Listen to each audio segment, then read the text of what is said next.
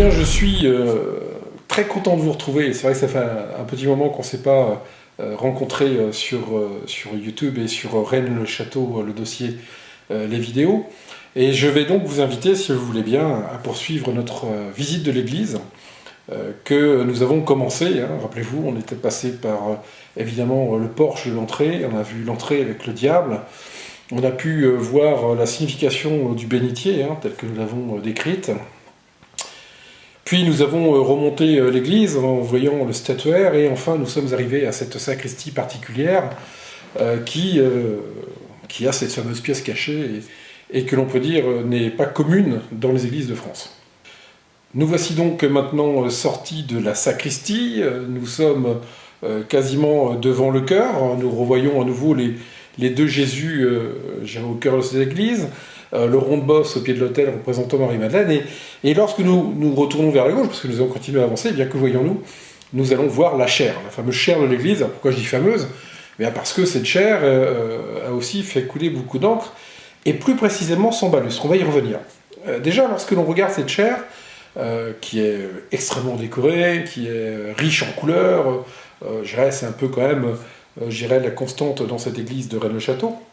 Mais si vous regardez bien, il y a aussi là aussi quelque chose d'étonnant. D'une part, sur le tour de la chaire, vous allez retrouver la symbolique des 4 évangélistes qui sont représentés au niveau du statuaire, mais vous allez voir aussi sur cette chaire, là, sur le contour, sur la frise, si je puis dire, qui la compose, on va pouvoir voir un Jésus présentant le doigt droit vers le ciel, tenant dans sa main une sphère qui peut qui peut symboliser l'aspect terrestre, l'aspect matériel.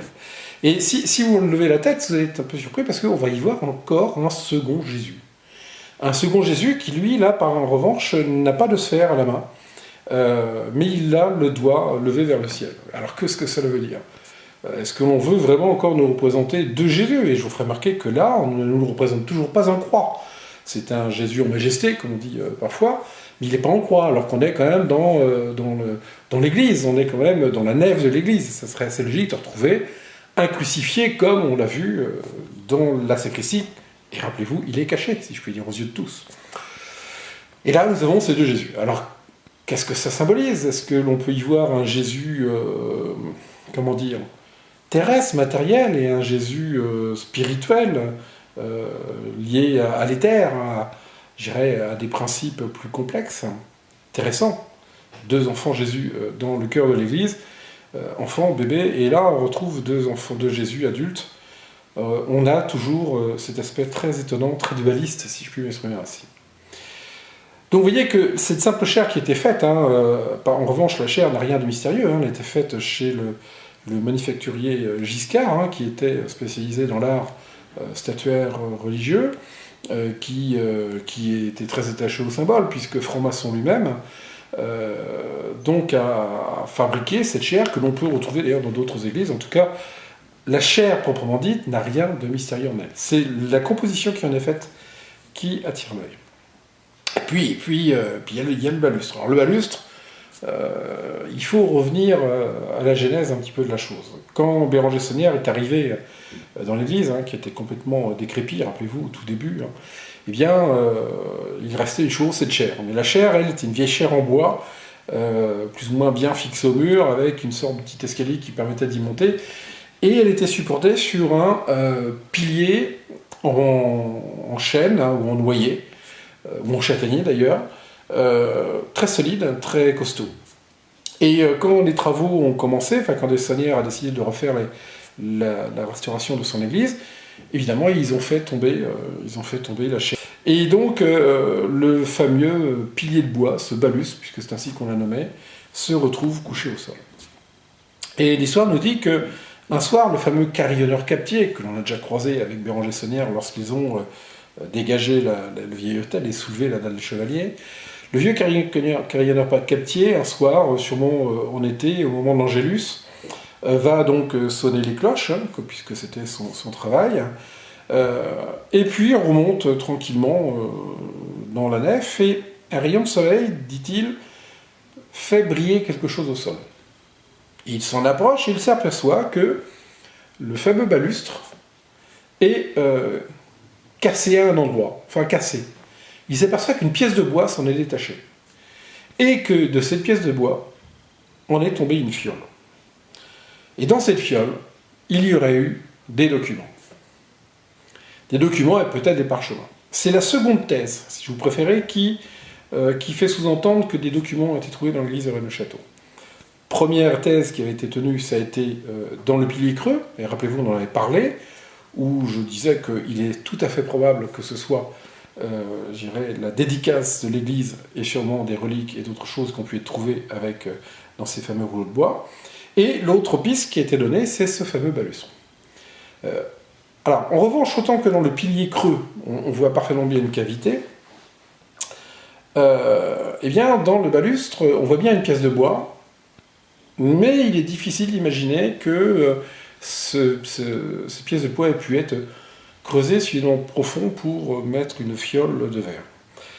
Grande interrogation sur ce balustre, il existe, hein, vous pourrez le voir, vous pouvez d'ailleurs même le voir à nouveau sur cette image. On y voit parfaitement bien la pièce de bois, l'endroit où il semble qu'il y ait quelque chose de recollé. En revanche, je ne peux pas dire s'il y a pu y avoir quelque chose dedans. Certains disent que c'est pas possible, certains disent l'avoir vu.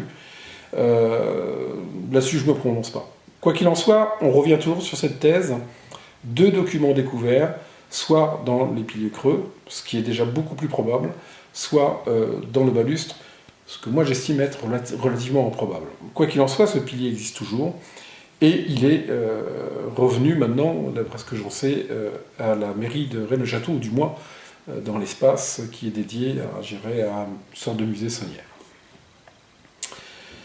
Donc, nouvelle énigme, je dirais une chaire particulière avec une représentation de Jésus, un symbole étonnant, ce pilier dit balustre qui aurait pu contenir des éléments.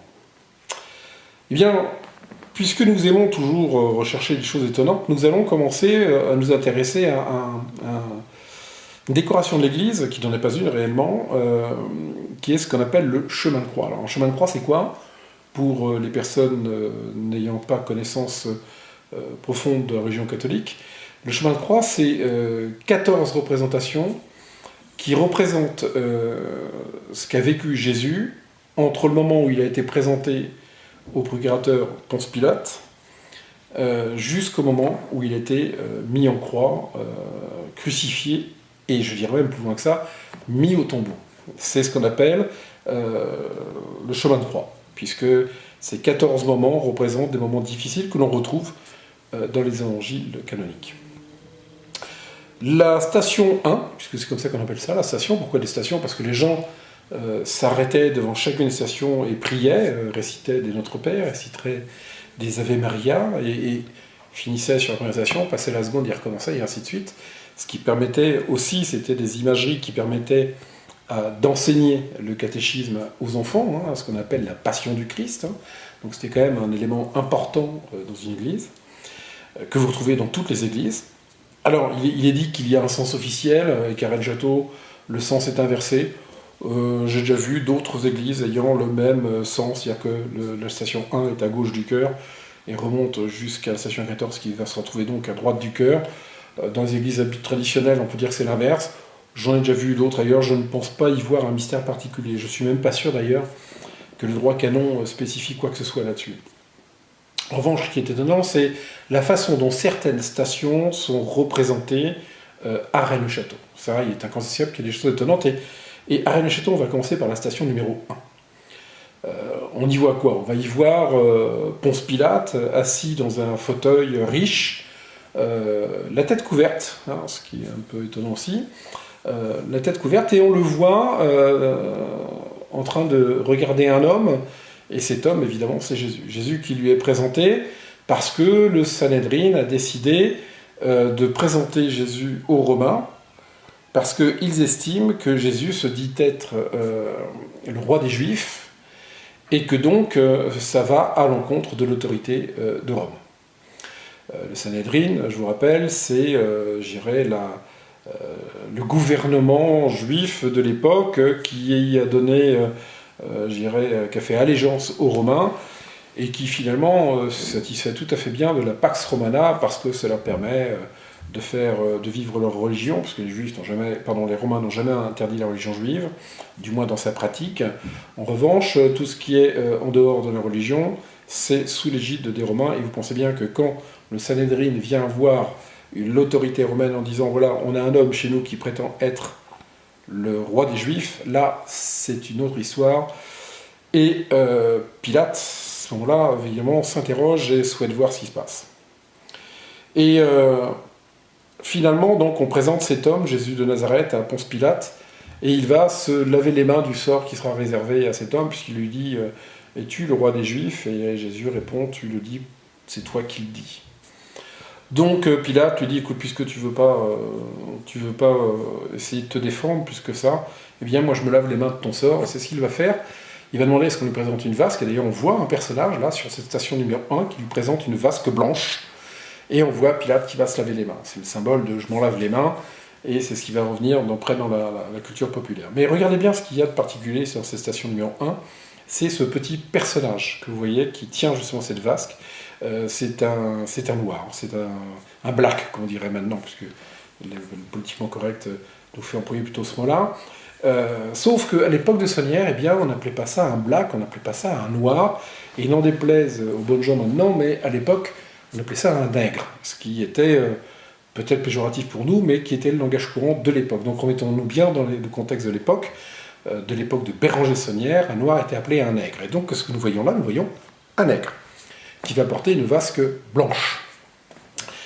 Et là, ça devient intéressant. Ça devient intéressant parce que plusieurs auteurs ont dit, bah oui, voilà, c'est le noir, c'est le nègre, c'est, excusez-moi l'expression, c'est le négro, mais le négro en occitan, ça veut dire noir, négro en occitan. Donc revenons toujours dans le contexte. Pour certains, ce noir, ce black, si je puis dire, était quelque chose qui représentait un négro. Et qu'est-ce qu'il y a de négro dans la région? C'est le Rocco Negro, qui est une montagne qui se trouve pas très loin, enfin, je dirais un petit pic rocheux, qui se trouve pas très loin de Rennes-les-Bains. Donc, tout de suite, on voit un parallèle qui peut être intéressant sur une géographie locale, le Rocco Negro, et on voit le personnage noir. Et la vasque blanche, elle, eh bien, évidemment, comme elle est blanche, elle fait penser à quelque chose de blanc. Et bien, comme par hasard, juste en face du Rocco Negro, juste avant Rennes-les-Bains, il y a le château de Blanchefort. Le château blanc, si vous préférez. Le fort blanc. Donc certains n'ont pas hésité à dire, voilà, ce que symbolise la station numéro 1, c'est le Rocco Negro et Blanchefort. Et ils se sont dit, voilà, là, on a donc une piste qui nous dit qu'il se passe quelque chose dans ce coin, et d'autant plus que si vous regardez dans les plis du tissu, il a été surligné, je dirais, des plis à l'encre noire, à la peinture noire, qui pourraient faire penser à l'entrée d'une caverne. Eh bien, tout était dit pour certains. Mais est-on sûr que c'est bien ça que nous dit Béranger Sonnières? En ce qui me concerne, j'ai une toute autre piste. Nous restons bien sur le nègre. Sur le nègre qui est présent, et sur le Blanchefort, le plateau blanc qui est là. En revanche, le nègre que nous voyons nous fait une référence à la famille de Nègre.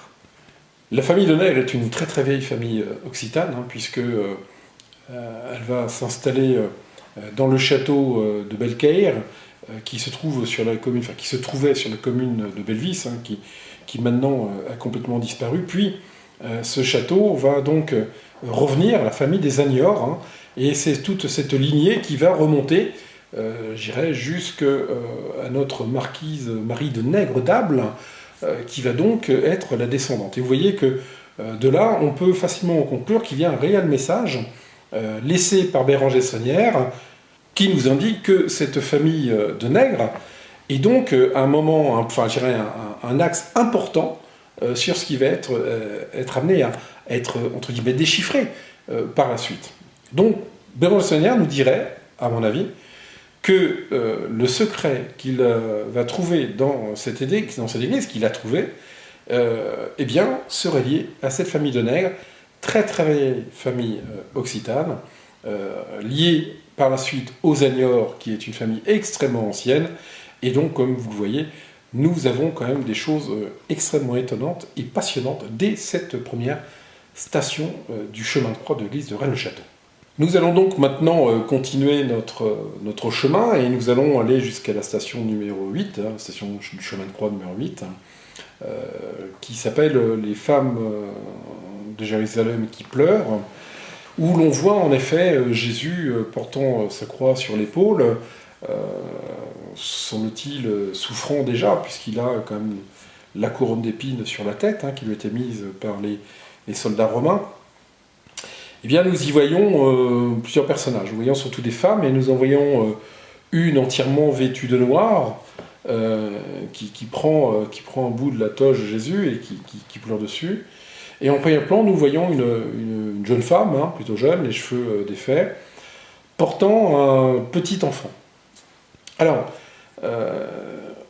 c'est vrai que les détails de la décoration de cette station numéro 8 ne peut que nous faire nous interroger sur les symboles qu'elle peut représenter. Comme on le voit, l'enfant est donc couvert d'une sorte de couverture, et l'on pourrait y voir une sorte de tartan. Le tartan, je rappelle que c'est un tissu écossais qui permettait au clan de l'Écosse de se reconnaître. Sur le continent, je dirais, nous avions les blasons. Chez les Écossais, c'était les tartans qui définissaient le clan auquel vous apparteniez. Eh bien, on a dit deux mots, tartan et écossais, et puis derrière, cette femme en noir. Alors, pour certains auteurs, il s'agirait d'une représentation symbolique de la franc-maçonnerie. Alors attention, soyons bien clairs, on ne dit pas que la franc-maçonnerie existait au temps de Jésus. Non, non. On dit que l'on a voulu nous faire comprendre à une allégorie liée à la franc-maçonnerie sur cette station numéro 8. Et pourquoi ?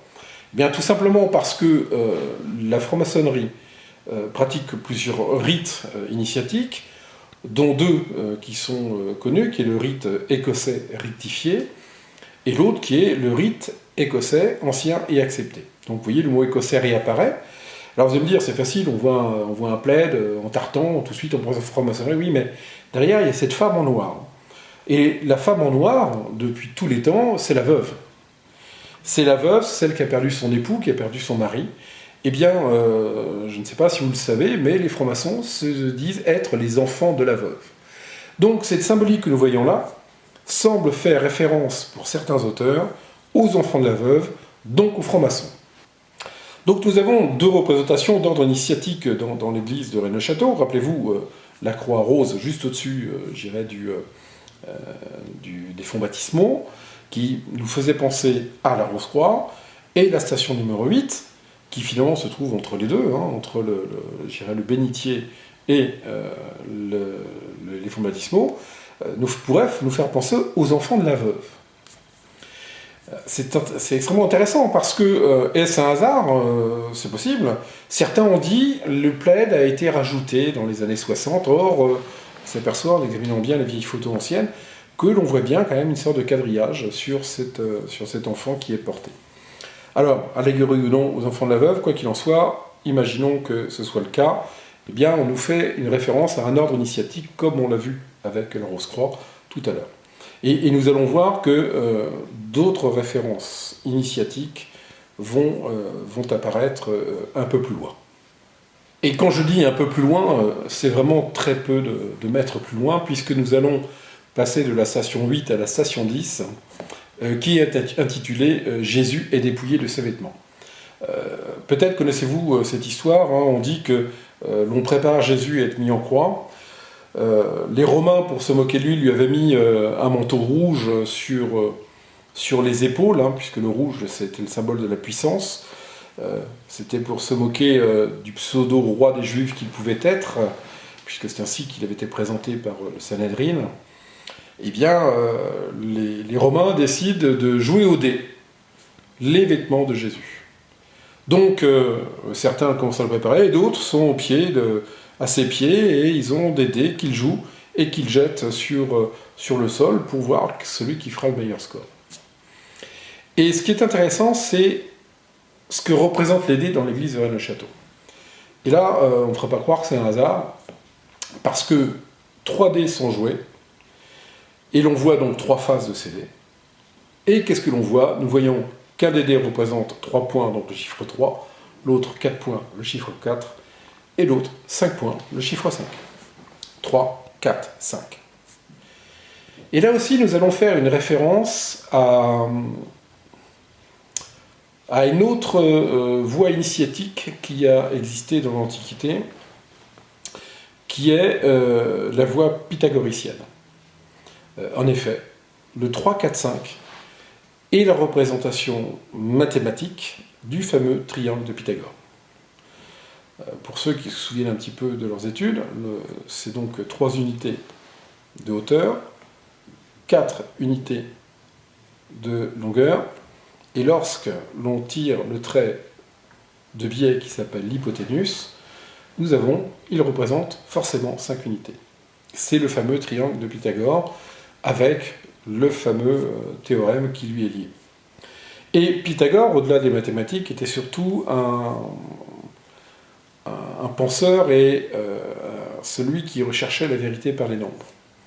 Et il a créé sa fameuse école de Crotone, où il enseignait les mystères des chiffres et donc avait une réelle démarche initiatique. C'est-à-dire que, si vous voyez bien, dans l'église de Rennes-Château, comme je disais tout à l'heure sur la station 8, nous avons une référence à 3 ordres initiatiques: la Rose-Croix, la franc-maçonnerie et l'école pythagoricienne. D'ailleurs, la franc-maçonnerie se réfère à l'école pythagoricienne également. Donc nous avons quand même une réflexion surprenante au sein de cette église catholique, où nous voyons une référence à des ordres initiatiques. Et vous allez voir que on n'a pas fini d'être troublé par ce chemin de croix, et je vous propose, si vous le voulez bien, de continuer notre visite et de nous approcher de notre prochaine étape. Nous allons avancer de quelques mètres et nous allons nous rendre à la dernière station du chemin de croix, qu'est la mise au tombeau de Jésus. Alors, je vous rappelle un peu l'histoire évangélique. Qu'est-ce qu'elle nous dit, cette histoire? Elle nous dit que Jésus est mis en croix, on va dire en fin de matinée à peu près. Il va donc être allongé sur son bois de souffrance. On va lui planter des clous dans les mains. On va lui planter un clou, semble-t-il, dans les 2 pieds. Et on va redresser cette croix. Et il va être encadré par 2 autres crucifiés qui, eux, n'auront pas les mains clouées, mais attachées, j'irais, à la barre transversale de la croix. Et il est donc condamné à mourir ainsi. La crucifixion était une mort extrêmement terrible parce qu'elle était extrêmement longue. Les Romains la pratiquaient d'une façon outrancieuse pour tous ceux qui osaient s'opposer à la puissance de Rome. Il y a des textes historiques terribles qui nous racontent que des voies romaines étaient décorées sur des longueurs incroyables de crucifiés. Il faut savoir qu'un crucifié pouvait mourir au bout de 4-5 jours, pas avant. Et ce qui est terrible, c'est que cette position rend la respiration extrêmement difficile. Rend la respiration très difficile et donc épuise le condamné, mais d'une façon très lente. Et finalement, cet homme qui est en croix va finir par mourir soit d'un arrêt cardiaque, soit par étouffement. Au mieux, c'est l'arrêt cardiaque, mais fréquemment, c'était l'étouffement dans des conditions terribles. Et les Romains, en général, ce que faisaient les Romains quand ça durait un peu trop, parce qu'ils n'étaient pas très patients non plus, au bout de 2-3 jours, ils venaient avec une barre d'acier, enfin de fer, et ils brisaient les tibias, les jambes du condamné. Et là, le condamné, évidemment, mourait beaucoup plus rapidement, puisqu'il ne pouvait plus s'appuyer sur ses jambes pour essayer de respirer. Donc c'était une mort relativement atroce. Et donc Jésus est condamné à cette peine terrible, mais lui en plus on le cloue au bois, aussi bien aux pieds et aux mains. Et donc il est accompagné par ceux qui ont le courage de l'accompagner, parce que les autres apôtres se sont enfuis. Ceux qui ont le courage, c'est sa mère, la Vierge Marie. C'est son apôtre préféré, Jean. Et puis Marie-Madeleine. C'est du moins ainsi que c'est représenté dans l'iconographie religieuse catholique. On va retrouver ces personnages au pied de la croix, et d'ailleurs, rappelez-vous, ce sont ces personnages que nous retrouvons au pied de la croix dans la sacristie de Rennes-le-Château. D'où, vous voyez, l'importance de ce moment. Eh bien, c'est ce que nous voyons dans la station 13, on voit bien, pardon, 12, station 12 de Rennes-le-Château, on voit bien ces personnages qui sont là, ils sont au pied de Jésus, qui est en train d'agonir. Et puis, ils nous disent l'évangile aux alentours de, semble-t-il, 15 heures, c'est ce que situent à peu près les évangiles, ou du moins les historiens des évangiles. Ils nous disent que le ciel se couvre, ça devient terrible, ça gronde, un vent fort se lève, et à ce moment-là, Jésus va rendre l'âme, en ayant dit avant, Seigneur, pourquoi m'as-tu abandonné? Et il rend l'âme. Et on se retrouve devant un problème, parce que Jésus n'était pas prévu de mourir, puisque Jésus, le matin même, a été arrêté. Je pense que l'avant-veille, personne parmi ses apôtres pensait qu'un jour il allait mourir si vite. D'après les évangiles, lui, il le savait, mais les gens qui l'entouraient n'avaient pas vu ça. Et évidemment, dans ces cas-là, quand vous mourrez rapidement, hélas, on a tous vécu plus ou moins à titre personnel, on est un peu perdu. A-t-on un caveau? A-t-on un endroit où laisser reposer le corps? C'est toujours parfois un vrai problème. Eh bien, ils ont été confrontés à ce même problème. Il n'y avait pas de tombeau, de famille, si je puis dire, de Jésus de prévu. Ils avaient un ami qui était un membre important du Sanhédrin, qui était Joseph d'Arimathie, ou d'Arimathie, comme certains disent, qui était un homme riche et puissant, puisque faisant partie du Sanhédrin, qui a suivi Jésus, semble-t-il, jusqu'au bout. Et donc qui a accepté les théories et les thèses de Jésus sur son message apostolique. Et il dit donc à la famille de Jésus, ou du moins à sa mère, Marie-Madeleine n'étant pas nécessairement dans sa famille d'après les évangiles, ils disent, mais vous inquiétez pas, moi j'avais fait préparer un tombeau pour moi, parce que je suis quand même âgé, eh bien je vais le laisser à notre Seigneur pour qu'il puisse reposer en paix. Et donc on va descendre Jésus, la famille de Jésus va donc demander l'autorisation aux Romains, qui acceptent, et qui vont donc le décrocher de la croix, ce que nous voyons dans la station 13. D'ailleurs, cette station, on voit le ciel qui gronde, qui est rouge, on sent que Dieu est en colère de la mort de son fils spirituel, enfin son fils du Messie, puisque c'est le Messie, d'après la religion catholique. Il est donc descendu de cette croix par les personnes qui sont là, et il est amené au tombeau, dans lequel il va reposer, et comme vous le savez, on en a parlé préalablement, 3 jours après, il ressuscitera, d'après les évangiles, et la première personne à qui il apparaîtra sera Marie-Madeleine. Mais là, nous avançons un peu, et nous étions, je dirais, dans le discours officiel, je dirais, de l'Église de Rome, et globalement de la chrétienté. Or, à Rennes-le-Château, la station 14 va nous poser des questions. Et je dirais qu'il faudrait être malhonnête pour ne pas se les poser. Vous savez que dans la religion juive, il y a un moment extrêmement important, c'est ce qu'on appelle le Shabbat. Le Shabbat se produit le vendredi soir au coucher du soleil jusqu'au coucher du soleil du samedi soir. Et dans le Shabbat, les Juifs n'ont pas le droit de travailler. Comme les chrétiens le dimanche, où ils chômaient, on dirait. Eh bien, chez les Juifs, ça se passe le samedi. Et c'est une chose qui est extrêmement importante pour les Juifs. On ne travaille pas le jour du Shabbat, et encore moins le soir du Shabbat, donc le vendredi soir. Donc la famille de Jésus est très embêtée parce que il faut très vite inhumer Jésus, avant que le soleil ne tombe. Puisqu'après, logiquement, d'après la loi juive, ils n'ont plus le droit de pratiquer une activité. Donc mettre un corps dans un tombeau équivaut à une activité. Donc il fallait aller très vite. Donc d'après les évangiles, il faut, avant que la nuit tombe, que le soleil tombe, Jésus doit être mis au tombeau. Là-dessus, pas de débat. Or, quand vous regardez la station 14 de Rennes-le-Château, on s'aperçoit que l'on on voit ces personnages mettre Jésus au tombeau. C'est du moins ce que ça est censé représenter. En revanche, si vous regardez à l'arrière le fond qui était peint de cette station 14, deux choses vont attirer notre œil. D'une part, la couleur du fond, qui est un bleu nuit, tel qu'on peut représenter la nuit sur certaines œuvres picturales. On y voit même une montagne un peu plus sombre, donc on nous fait bien voir qu'on est dans la nuit, il n'y a pas de débat. Et pour bien nous spécifier qu'on est en pleine nuit, on voit un grand rond blanc, enfin pas un grand, on voit un rond blanc au milieu, je dirais, de ce décor bleu nuit, qui ne peut que représenter la Lune. Alors, c'est là où ça devient extrêmement intéressant. On est en train de nous dire que ce que nous voyons là se passe en pleine nuit.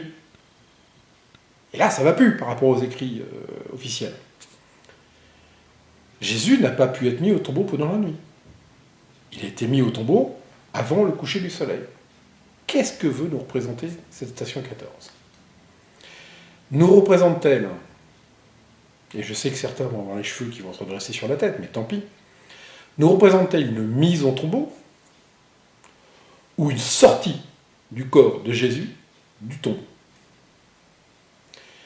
Si c'est le cas, nous sommes dans le blasphème le plus total qu'il puisse y avoir dans la religion catholique. Cela voudrait dire que Jésus est mort et qu'on a retiré son corps du tombeau. Et que le lendemain, quand Marie-Madeleine arrive au tombeau, il est vide. Bah oui, il est vide, parce que le corps a été volé. Là, ça devient quelque chose d'extrêmement important et de complexe. Est-ce que Béranger Saunière, puisque certains disent que ce serait Béranger Saunière lui-même qui aurait peint le fond de la session 14, est-ce que Béranger Saunière a voulu nous laisser ce message ? Si c'est le cas, on peut penser que Jean Rivière, lorsqu'il l'entendit en confession, put se sentir très mal si jamais il lui a parlé de ce genre de sujet. Est-ce que Béranger Saunière aurait pu faire ça gratuitement, ou est-ce que Béranger Saunière a fait ceci en toute connaissance de cause ? S'il l'a fait en toute connaissance de cause, c'est qu'il avait les éléments qui lui ont permis de l'affirmer. Et là, nous sommes peut-être sur le réel fond du secret de Béranger Saunière. Le chemin de croix est quelque chose d'extrêmement important, c'est vrai qu'il a fait couler beaucoup d'encre, mais il est incontestable que la station 14 va nous poser de vrais problèmes. Elle nous bouscule sur ce que nous pouvons voir, elle nous bouscule sur les connaissances évangéliques, je dirais, de la vie de Jésus, parce qu'il nous est rapporté par les évangiles, et elle nous bouscule par le fait que cet homme, curé de Rennes-le-Château, qui était, je vous rappelle, quand même intégriste, il ne faut pas l'oublier. C'était un intégriste, Béranger Saunière, quand il est arrivé, se retrouve quelques années plus tard à laisser passer ce genre de détails dans son église. Il ne peut le faire qu'en toute connaissance de cause. Voilà, aujourd'hui je voulais que nous puissions nous promener dans cette église sur le chemin de croix, qui comme vous le voyez, est lourd de sens. Entre la station numéro 1 qui nous rappelle la famille de Nègre, entre les deux autres stations qui nous rappellent des symboliques initiatiques, et enfin la dernière station 14 qui, elle, ne peut que faire poser des questions à celui qui cherche. Nous allons donc par la suite continuer notre voyage, on va s'arrêter là pour le moment, et nous allons aborder un point extrêmement important dans l'affaire de Rennes-le-Château, qui est cette fameuse fresque, ou du moins la fresque et ce fameux rond de bosse, qui est au fond de l'église, et vous allez voir qu'il va nous entraîner sur quelque chose qui va probablement vous surprendre, mais qui est en tout cas le fruit et les résultats de mes recherches personnelles depuis de nombreuses années. Voilà, je vais donc vous laisser pour le moment, je vous dis à bientôt, prenez bien soin de vous, je vous estime, et couvrez-vous parce qu'il se met à faire froid.